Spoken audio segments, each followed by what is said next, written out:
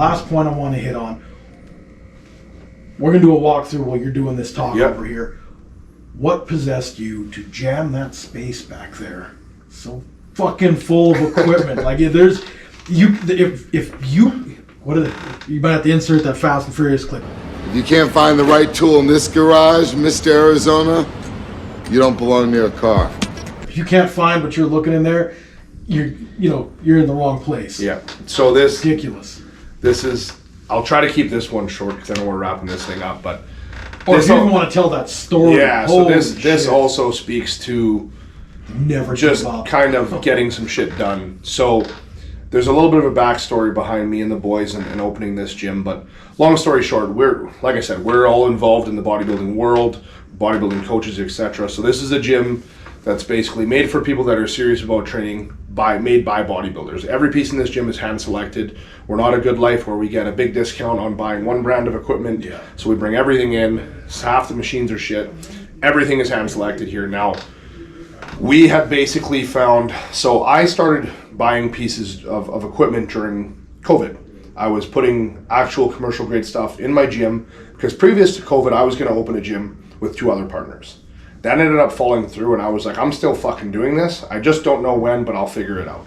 So I started buying commercial equipment, really high quality stuff to put in my garage. I wanted a place to train. Why not build it right in my fucking house? So I started doing that, and then over time, this whole idea of starting the gym started to come to fruition. And for me, it was like, hey, let's see if the boys are in. They're already working with me. They're coaches under me on Team Miller Elite. We work together on a day-to-day basis. Let's see if these boys are about this. I know Ty, Dill, eventually they told me that they had also always wanted to open a gym. So it was kind of simply just, let's fucking do this thing. So basically we started there. I had some friends who had used this contact in the US. He sold tons of equipment to a lot of pro bodybuilders and stuff that own gyms. And he seemed like a really good dude. So I started chatting with him and we started getting a couple pieces out. It was basically, so he owned a company that would find old school shit or new stuff.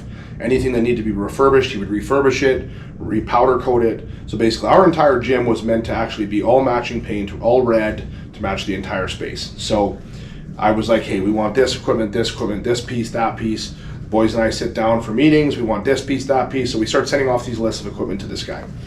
He was out of Arkansas. He's like, yeah, we can get that. We can get this amount. So we start paying him for all these pieces. Over time, he's like, hey, why don't I just hold this stuff for you instead of shipping it until we start filling a full semi or whatever to save on shipping costs. He's like, I have a couple warehouses where I can just warehouse it. We're like, all right, you know what? That sounds great. We know there's going to be more coming. We're outfitting an entire space. And at the moment, like, we're not even close to having everything we want in here. If you can find these pieces for us, you're our guy. So we kept this rolling and it happened for about 6 months. We kept adding more pieces. And then all of a sudden, we're getting to within a few weeks of actually getting into our space, the place we're in now, getting the keys after our lease was settled and everything like that. And it's like, once that happens, it's go time. We need to start getting our equipment moving down here. So I start messaging the guy like, hey, can you start sending us pictures of the pieces of equipment so we can start pushing them on our social media? We wanted to have pre-sale memberships and all this stuff. He goes, yeah, for sure, you bet.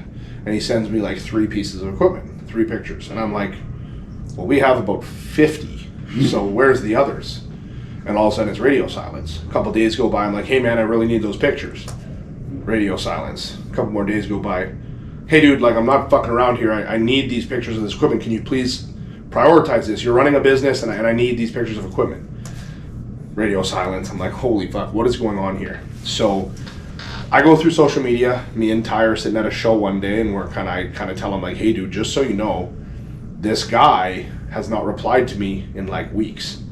And I also feel shitty about this because we started dumping a lot of money towards this guy, and it was my recommendation.